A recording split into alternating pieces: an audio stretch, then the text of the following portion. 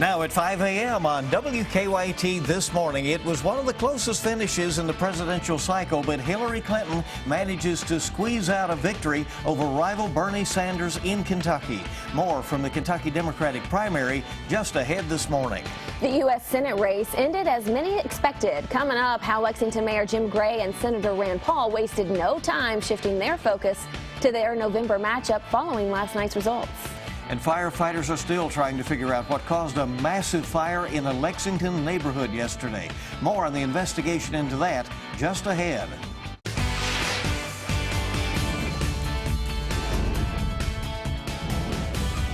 This is WKYT This Morning. Good Wednesday morning to you. Thanks so much for tuning in. I'm Michelle Chamberlain. And I'm Bill Bryant. It's so good to have you on WKYT. It was a late night counting the votes. A late night for you, indeed, right? Right. Hillary Clinton emerges the narrow victor here in Kentucky. We'll have some more details on that. And we have some showers out there this morning, hopefully passing on by. Yeah, you can hear the rain hitting the rooftops here at the studio. Micah, is this rain ever going to stop? Yeah, it looks like it's going to stop today. And we start to move it on out here in about 4 to 6 hours. So it's going to take a little bit of time, but it is going to move on out, okay? We get in toward your afternoon. Looks much better than what you're seeing here on the screen. On Defender Radar Network, not only is the rain with us again this morning, cool temperatures too, upper 40s, lower 50s. We drive off into the afternoon, 68 degrees, mainly dry this afternoon. Actually, a much better afternoon in store. But the focus of the forecast is this short-lived dry spell. It's really nice. I'll have an awesome day for you tomorrow. But it's one you must take advantage of because it doesn't last long. I'm going to show you when the rain moves back in, coming up in a few minutes. And we'll see you then. Thank you. In a horse race, it's called a photo finish. That's the best way to describe the results of Kentucky's Democratic primary between Hillary Clinton and Bernie Sanders. Certainly was close. Clinton took to Twitter late last night, declaring victory over Bernie Sanders. But with a margin of less than 2,000 votes, the actual numbers show the race too close to call. WKYT's Mark Barber is joining us live with more on yesterday's primary. Good morning. Good morning, Bill. While Hillary Clinton won Kentucky, the margin of victory was just so slim that she will actually have to split the delegates here in the state with Senator Bernie Sanders. For hours last night, this race was just too close to call. Sanders was in the lead by a handful of votes when Clinton came back late in the evening. The former First Lady won by less than 2,000 votes. When you take a look at the numbers of votes cast, you can see just how close this race really was. Clinton ended the night with 46.76% of the vote, which is just half of 1% more than the number of votes that Sanders received. In all, more than 450,000 people voted. In Lexington, the majority of voters supported Clinton, but it was still a close race here. She received less than 3,000 more votes than Sanders in Fayette County. For years, of course, Kentucky has been considered a Clinton family stronghold, so Sanders was quick to capitalize on the fact that Clinton had a narrow victory here last night. Coming up at 5:30, you will hear from both candidates and what they had to say about this tight primary. Live in Lexington, Mark Barber, WKYT. Now here's a closer breakdown of the 55 Democratic delegates that were up for grabs in Kentucky. The margin between Hillary and Bernie Sanders stands at less than 0.5%. And that means each candidate will likely pick up at least 25 of Kentucky's delegates. The other 5 delegates will be handed out once the final vote tallies are in.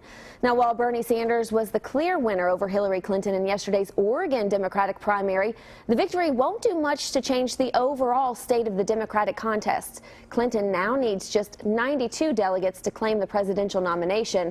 On the Republican side, Donald Trump won the state's Republican primary, but the win was fairly insignificant, given that he's already the GOP's presumptive nominee. Unlike the race between Democratic presidential candidates Hillary Clinton and Bernie Sanders, the U.S. Senate race in Kentucky was much more decisive. Incumbent Republican Senator Rand Paul easily won the GOP primary, and on the Democratic side, Lexington Mayor Jim Gray had no trouble in a field of 7 candidates.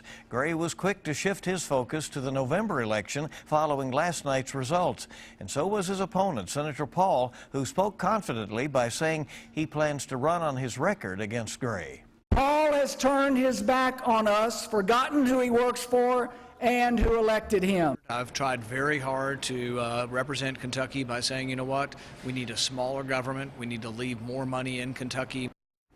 While Senator Paul and Mayor Gray wasted no time in speaking about their November matchup, both candidates emphasized the need to put Kentucky first, kind of the buzz of the coming campaign. Now, for a complete list of election results from around the state, go to our website, WKYT.com. There you will find an interactive map. You can also find the results on the WKYT News app. New this morning, one person is dead after being hit by a car in McCreary County. It happened just before 11 last night in the Stearns community. The victim has not been identified, but the McCreary County coroner tells us a 37-year-old male was killed after he was hit by a car on US 27. The coroner says the driver was not injured. This morning, firefighters are still trying to figure out what caused a fire that destroyed one home. It damaged 4 others in a Lexington neighborhood. It was quite a frightening scene there on the east side of the city. Yeah, you could see smoke from miles away. The fire started yesterday afternoon on Stansbury Cove near Hayes Boulevard. WKYT's Caitlin Sentner joins us live from the scene with more on the investigation this morning. Good morning. Good morning, Michelle. And as you said, that fire started late yesterday afternoon, and after what firefighters describe as a chaotic scene, they're actually still here trying to figure out what caused it. Now, smoke could be seen for miles. Officer Don flew over the scene and captured some video from Sky First. Just after firefighters got into the home to fight the fire, the roof began to collapse, so they quickly had to pull out and contain it from the outside. Lexington firefighters on scene said the fire on Stansbury Cove near Hayes Boulevard spread quickly because the homes are built so close together, and they say this is an issue they'll probably continue to face.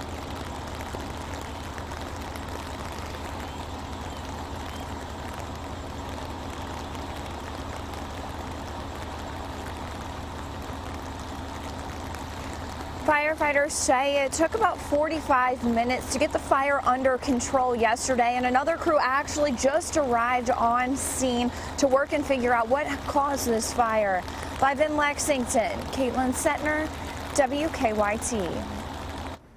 Thank you, Caitlin. Now, investigators say a fire that destroyed 2 Moorhead businesses last month was set on purpose. Moorhead police say surveillance video from the morning of April 12th shows a person entering the building. A short time later, the video shows flames coming from that building. Police say that video helped them determine it was arson. The fire destroyed H2O Wireless and Tobacco and Electric Beach Tanning on West Main Street. So far, police have not made any arrests in the case. A southern Kentucky community gathered to remember a fallen state trooper who was killed in the line of duty nearly 30 years ago. Trooper Johnny Edrington was killed during a traffic stop in December of 1988 on Highway 80 in Laurel County. Police have never made any arrests, and it is still considered a cold case. Yesterday, a wreath was placed at Trooper Edrington's gravesite in Campbellsville as his family joined police for a memorial service. It's just very good to know that whether I'm here or whether I'm gone, that they will always continue to remember my brother and all fallen officers. Trooper Edrington had only worked for the London KSP post for 3 years when he was killed. Still a mystery. And WKYT This Morning is just getting started. It is 5:08 now on your Wednesday morning. A Kentucky girl is taking the internet by storm while raising awareness for her disease. Her story coming up on WKYT This Morning. Girls got some moves, that's for sure. We're looking on Defender Radar Network and seeing the rain back in the forecast for today, but I have some really good news for you. This actually moves on out. I'll show you when, coming up next. Now, your zone-by-zone forecast with meteorologist Micah Harris. No surprise here, more rain in the forecast early this morning. It's a wet go at it once again, especially for the central west and northeastern zones. This is actually sliding down toward the southeast, and the whole system's moving southeast. So just keep in mind, we're trying to push it on out as we speak. Let's zoom on in and see what we're looking at. Some of the heavier downpours through Danville, Junction City, Lancaster at the moment, up toward Richmond, northern portions of Richmond, along the Athens-Boonesboro Road area, and also into Winchester, all the way back towards Salt Lick, Moorhead, Sandy Hook, West Liberty. You guys getting in on the action. Wet roadways in many locations early this morning. We're there in Frankfort at 50 degrees. It's a chilly start once again with that rain falling over you. Lexington getting in on some action too.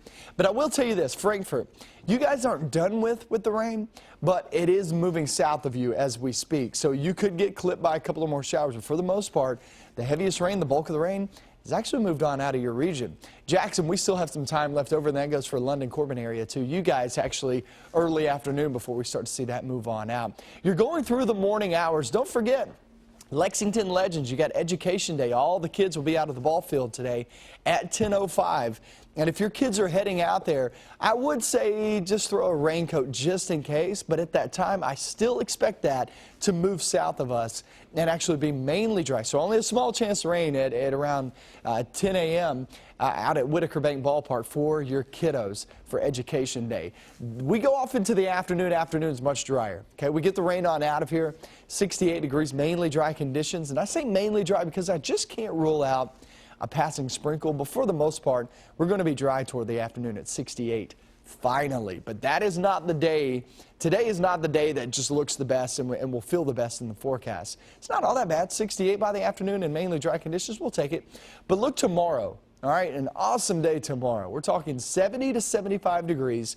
Mostly sunny skies. Tomorrow is your day to reschedule a lot of those ball games. The Little League ball fields, more than likely they'll be dried up as we approach the afternoon hours and evening hours there on Thursday. And then we head toward Friday. You better do them on Thursday. You better knock out some of that yard work on Thursday too. Because Friday, here comes rain, showers, thunderstorms back in the forecast. Another 1 to possibly 2 inches of rain in the forecast Friday through Saturday morning. I would say Saturday morning has a better opportunity of rain as opposed to Saturday afternoon. A lot going on. You got the bass tournament off toward Lake Cumberland. You got so many events going on, all those 5Ks, spring fling over in Paintsville. So many events happening there for the weekend. And let me just say, the afternoon looks much better on Saturday as opposed to the morning hours. So the morning hours, those 5Ks could be a little sloppy trying to run early in the morning. You know how that goes. It's not that fun to run in rain, but you know what? You do what you got to do. If it's scheduled, you do it, you know? That's right. All right. We'll see how folks perform out there in the rain. There you go. Yeah, messes with your time just a little bit sometimes. I'm thinking it's just not fun to run, period. Right. Oh. But, isn't that terrible? On that. That's what I'm sitting here thinking about. Bill's the runner out of us three. He's the runner out So of us impressed, three. Bill. 5:15 is the time right now. A Kentucky girl has become quite the viral celebrity thanks to her karaoke skills and a really upbeat attitude. Yeah, 7-year-old Audrey Nethery suffers from a rare disease called diamond black fan anemia. She's dealt with the disease since birth, but hasn't let it affect her spirit. Now Audrey uses her karaoke skills to raise awareness, which has gained her over 1 million followers on Facebook. She credits her favorite singer for the inspiration. I was inspired by Taylor Swift because she had like all the passion and spirit, and I just thought that I would start singing to maybe put a little passion and spirit in me so I can try to fight off my disease.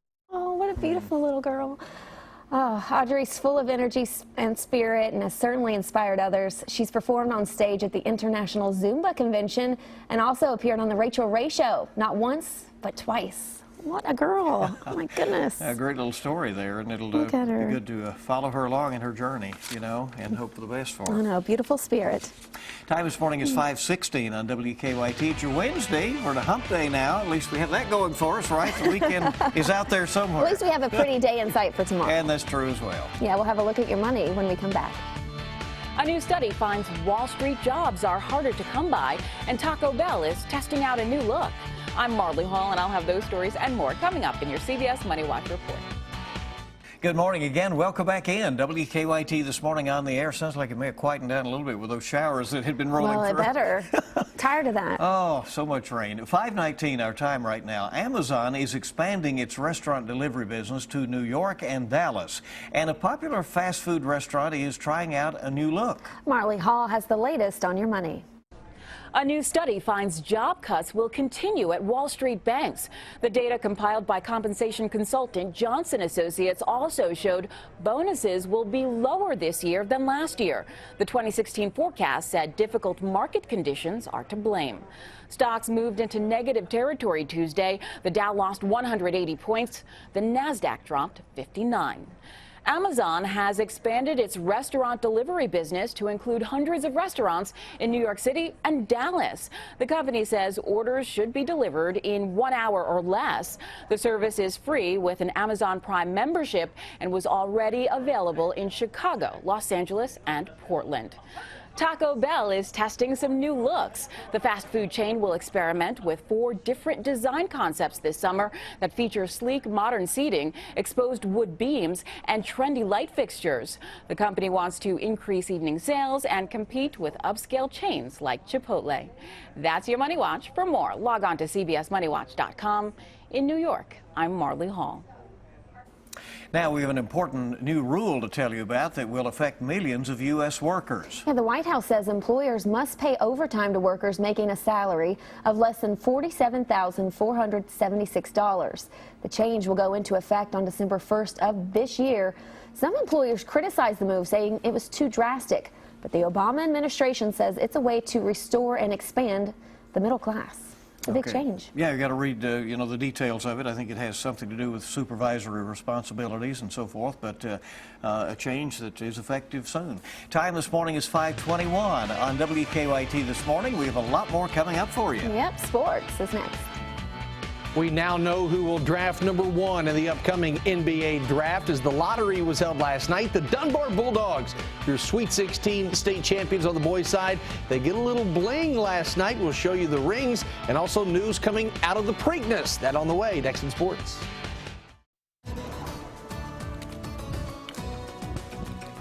Still have some rain out there early this morning, but that rain slowly but surely making its way down toward the south and southeast. It's going to take its sweet time, another 4 to about 6 hours for most of us to move on out. But still, southeastern zones, you have, I would say, around noon to about 2 p.m. for the far southeastern areas that we start to see that move on out. For the most part, yeah, most of this will be long gone by the time we hit the afternoon hours. Temperatures in the 40s and 50s, still a chilly start to the day, but you can see that rain decreasing each and every single hour. So afternoon, mainly dry, 68 degrees. Let's check out sports, see what's going on.